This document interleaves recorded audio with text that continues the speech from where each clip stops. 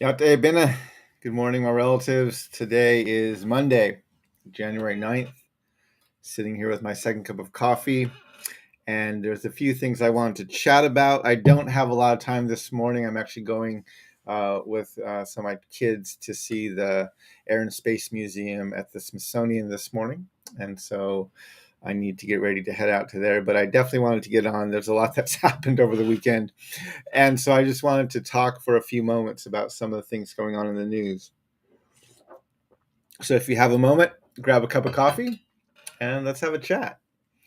Before I begin, let me do like I always do, which is acknowledge that I'm speaking to you from the land of the Piscataway. It's now called Washington, D.C., but I want to honor the Piscataway as the hosts of the land where I'm living. I want to thank them for their stewardship of the land. And I want to, again, just state how humbled I am that I'm living here today. So, last week was a bit crazy. For those of you who were paying attention, and I talked about this several times on my second cup of coffee. There were 15 votes to elect the Speaker of the House. It's the longest in like 168 years or something like that. And it was a pitiful display of democracy here in our country because it was not about campaigning and persuading. It was about deal making with individuals, which is not how campaigning is supposed to work. It was not about even accepting the will of the voters, which is, yeah, we don't want you as speaker. It was making deals with individual people. And that is not how democracy is supposed to work. And so it was a pitiful display of American democracy that we were watching last week. Hey, Shantina Yate, good morning. Good to see you. But yeah, so that was going on, and there's been a lot of news about the concessions that Kevin McCarthy made in order to become speaker. What are the things that he gave up and that he traded away to get the vote of one or two people, or even to get them to vote just present instead of in voting against him? And I shared this on my Twitter earlier this week. I'll put it out on the chat right now. Again, because the majority of the media leans left, you are going to be told that everything McCarthy gave away was horrible and so on and so forth. There's actually a few things on his list that I would applaud. And so I shared this article that was written in The Hill that talked about his concessions. And there were two concessions that he made that I actually applaud. One was mandating a 3-day reading period from when a bill is brought to the House to when it can be voted on. Some of these bills are hundreds, even thousands of pages long, especially budget bills. And oftentimes, our Congress members are given hours to read these bills. And you can't, with integrity, vote on a bill that's hundreds or thousands of pages long. You have no idea what's in there and read it. And so one of the concessions he gave was a mandate that he would allow a 3-day reading period between when a bill came to the floor and when it was voted on to give members of the House time to read it. And that's not a bad concession. I would actually applaud that. He also promised to bring to the floor a vote on term limits. Now, I have no confidence at all that that vote will pass, but he did agree to bring a vote to the floor on term limits, which I actually think would be a very good thing for the House. I think we need to have some term limits. People get way too comfortable being the servant of the people and living in this place of honor and prestige, and they forget and actually lose contact with the people they're serving. And so I'm fully in favor of term limits. And so I think bringing that to the House or bringing that to a vote is not a bad thing. Now, there's several things that he conceded on, that he gave concession to, that is actually going to be a mess. And especially regarding the budget and commitments he made to the budget and commitments he made to putting these far right-wing conservative people on certain committees, right? These are just going to create havoc. And our Congress, which already is built on obstructionism and just not even having conversation, is going to get even worse. And while I absolutely agree that our budget is a mess, and I do not disagree with that, and we spend way too many things on money, way too much money on things we don't need to spend money on. But if this allows us to basically default on our word and put government workers out of work needlessly, while again, Congress still gets paid during a government shutdown, then that's not just. And so I'm afraid that, again, the concessions he made is going to make budget and government shutdowns, and even the risk of not paying our bills is going to cause havoc in the next 2 years. And so I'm very disappointed that he conceded or gave concessions on things like that. But I encourage you to read the article. Again, don't be persuaded by the news that's going to say everything is bad. Look at what he gave concession to, and come to your own opinion. The second thing I want to talk about today is this article, and I'm going to share this with you. I just read this article over the weekend, and it's on the Salt Lake in Utah.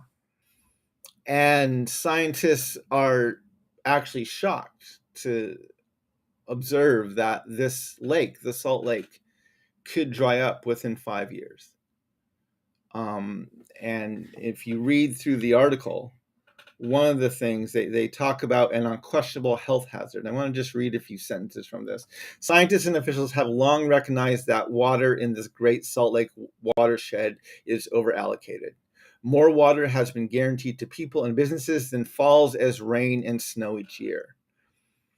Of that, the article reports 70% of the state's water use goes to agriculture, to feed livestock and alfalfa. 9% is for mineral extraction, and 9% goes to cities, and for running power plants near and water in the cities. And they've been over-allocating the water. Again, the Salt Lake doesn't have any water flowing out of it. That's why it's a salt lake. But the water flowing into it, they're siphoning that water out for these other uses. They've over-allocated it, and there's not enough water going into the lake on an annual basis to sustain it. And it's reaching a emergency, absolute crisis mode very, very, very quickly, much more quickly than scientists expected. And it's not just that we're losing a lake. It's that the salt in the lake is actually keeping other hazardous minerals and chemicals underground. And as the salt blows away and the lake dries up, and it actually creates more health concerns and problems. And it's a mess. And Utah is actually wrestling with it. And as I was reading the article, towards the end of the article, after talking through this whole thing, they were interviewing the governor of Utah, whose last name is Abbott. And this section was titled "A Shift in Thinking." And it said, for decades, Abbott said, officials have prioritized human uses for all the water that trickles through the Great Salt Lake watershed. Until last year, the lake itself wasn't even considered a legitimate recipient of any water that fell in the region. If the farmers chose not to use some of their shares, allowing that water to flow to the lake and the surrounding ecosystems, they risk losing their water rights in the future. He said, we have to shift from thinking of nature as a commodity, as a natural resource, to what we've learned over the past 50 years in ecology and what indigenous cultures have always known. Humans depend on the environment. We have to think about, what does the lake need to be healthy? And we have to manage our water use with what remains. It boggles my mind that this industrialized culture, this advanced society that America likes to call itself, has been learning only in the past 50 years that you actually have to live sustainably within your environment. It's not a very advanced culture if you don't understand that. You might have a lot of gimmicks and a lot of toys and a lot of technology, but if you don't understand the basics about sustainability, your culture is actually not very advanced at all. Right? A child doesn't understand that if they have food or water and they don't save what they need till later, they're not going to have enough to eat later. They don't understand that. So they'll eat whatever you put in front of them. They'll throw it on the ground. They'll play with it, right? Whatever you want to do. They don't know. They don't understand. We have all these pictures of kids, right? Food on their face and food flung on the floor. And now the United States of America, the scientific community and our leadership is saying, we've only learned in the past 50 years that we have to live sustainably. Indigenous peoples, of course, have known this much, much, much longer. You can't drink oil. Water is life, right? We have to stop thinking about ourselves as a nation, the United States of America, as some advanced society. We're not. We're not very advanced. We are narcissistic, incredibly greedy, incredibly selfish and self-centered, which is what a child does. And it's not surprising. We're a young nation. We're not that old when it comes to nations. 250 years, maybe. A prepubescent teen, at best. Maybe even a toddler still. We don't know these things. We're not very advanced. So I'm glad we're learning it. But, right, indigenous wisdom, we have to start listening to our indigenous peoples. Now, I want to go from there into this other story, which I read. And this fascinated me because, as you know, President Biden has been visiting the border this weekend. And today he's in Mexico for talks with the president of Mexico and the prime minister of Canada and himself about trade and other issues regarding the North American continent. And when he visited the border, first of all, it sounds like it was very choreographed. But B, there was one article that said, I read, where he went to migrant workers in El Paso and he said to them, if I could wave the wand, what should I do?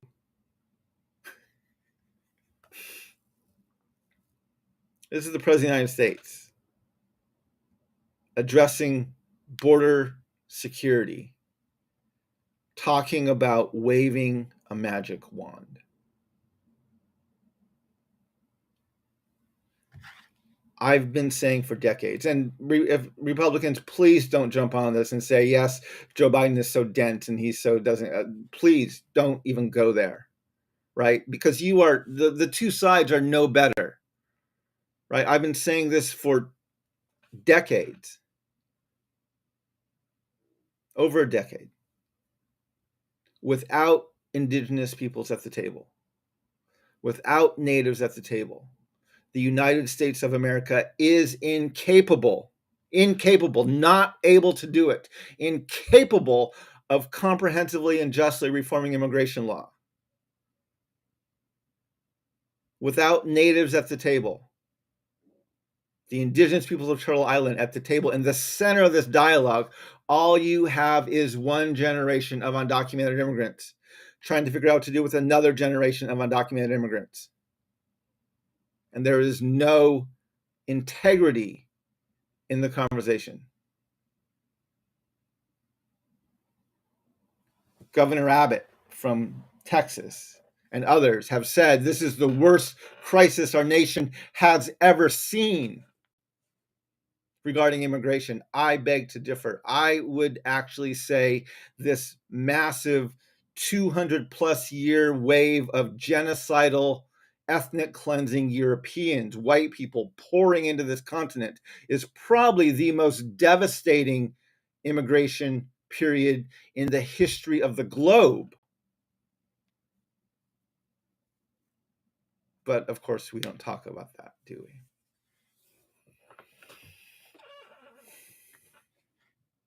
So, President Biden, no, there's no wand you can wave. And I promise you,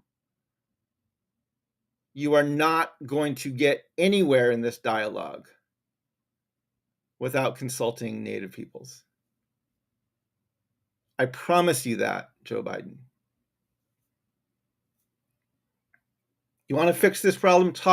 Quit talking to migrant workers about waving a magic wand. Quit toying with white men who have no clue what they're doing. Right? It doesn't matter if you're building a wall to keep people out or tearing one down to let people in. Without natives at the table, white people don't have the integrity to do either. They have no treaty for living on this land. They have a history of genocide, ethnic cleansing, and enslavement. And they base their right to be here on a doctrine of discovery. This is why Joe Biden wants to wave a wand rather than deal with the actual history. This is why Republicans want to build a wall. Now that they're in, screw the rest of the world, right?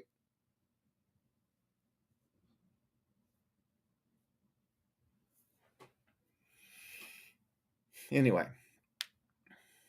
Indigenous wisdom is so unbelievably needed.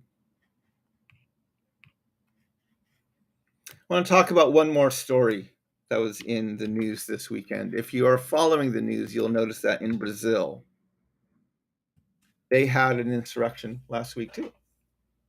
Their capital was overrun. And it was fascinating to see our nation and our press and our leaders respond to this. Do we condemn it? Do we applaud it? What do we do? Because remember, this is literally 2 years ago. This is what we did as a nation. And I was thinking this, and I was actually pondering how to phrase it when I saw this tweet this morning. I'm going to show it to you, and I'm also going to put it into the comment section because I think it was classic.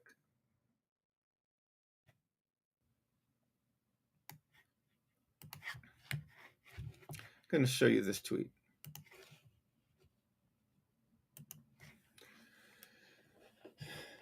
Mahada Hassan tweeted based on this image he saw.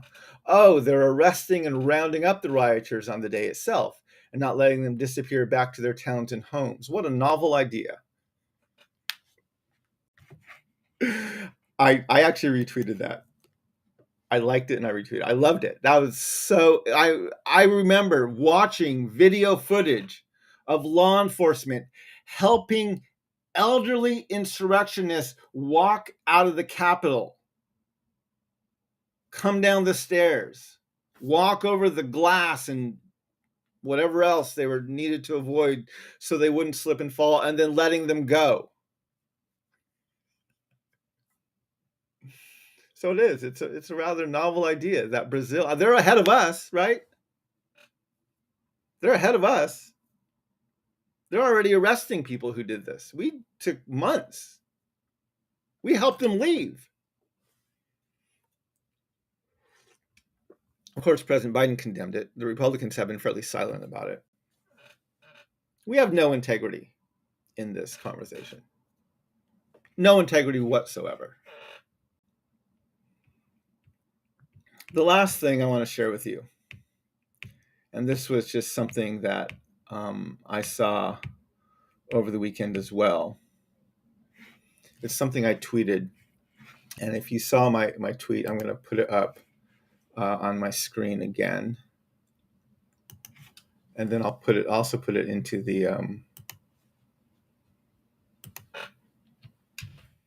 there was this tweet that was out.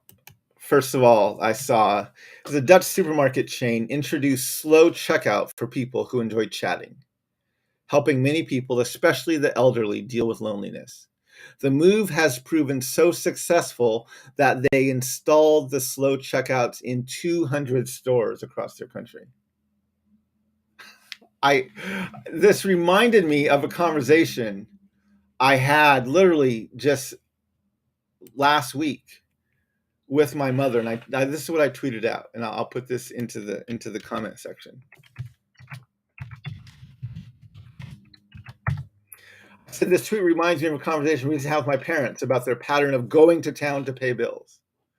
I was telling them that today bills can be paid so much easier online, and my parents were reminding me of the relational benefit that comes from paying bills in person. And I've been pondering this, not just today, but since I had that conversation with my parents, about so much of what we do for convenience. Go through the drive-through, pay things online, shop on Amazon, right? And I've said this before, actually, in sermons that I preach. We are constructing a world where we do not have to interact with anyone that we don't want to. We have very few incidental interactions anymore because of all these conveniences that save time and efficiently, but ultimately are making us more lonely.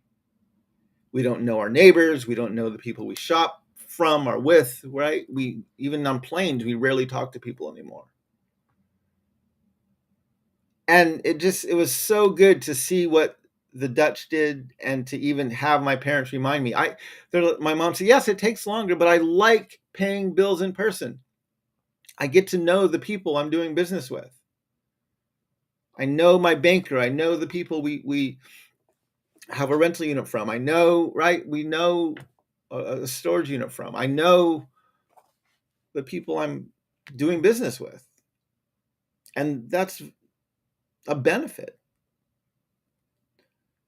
And so I actually was thinking through this today, and I'm like, that is so true. And I remember it was very true on the reservation, right? I remember I would frequently drive, sometimes for hours, to visit people who didn't have a cell phone. And I would drive merely to see if they were home. You would never do that here in DC. You wouldn't even go across town without confirming first that someone was there. And on the reservation, I literally would drive hours one way to see if somebody was home.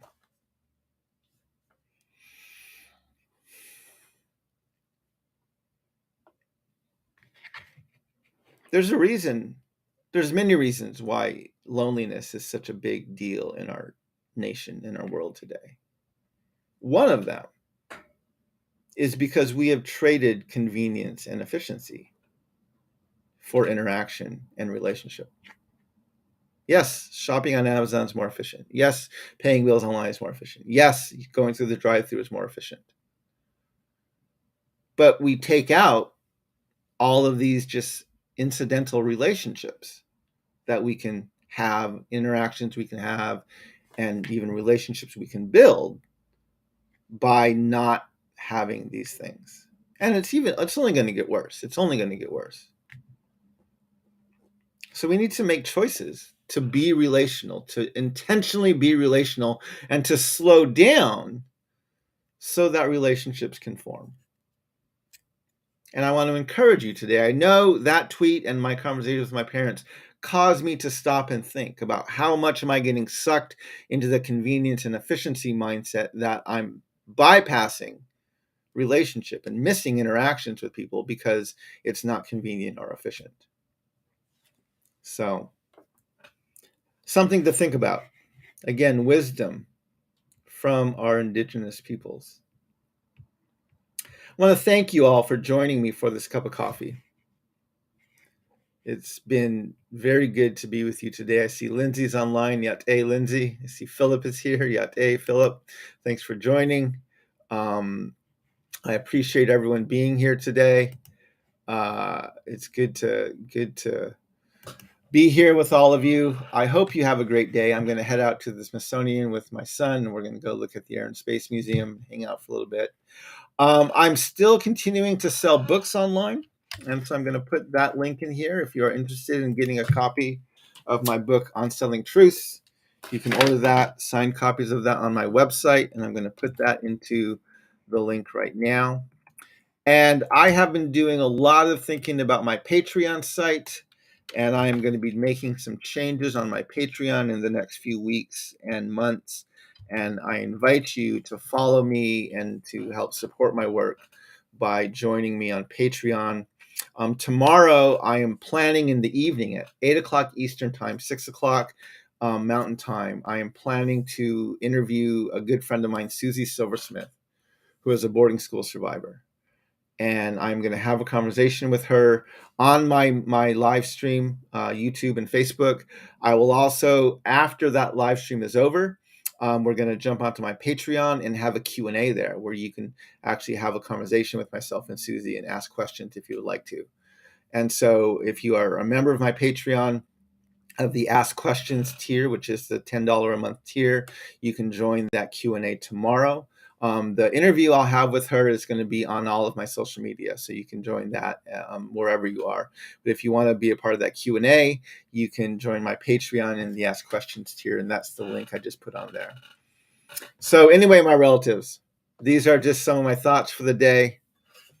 I hope your second cup of coffee is as good as mine is. Walk in beauty, my relatives. And may we all learn how to walk in beauty together. And hook on that.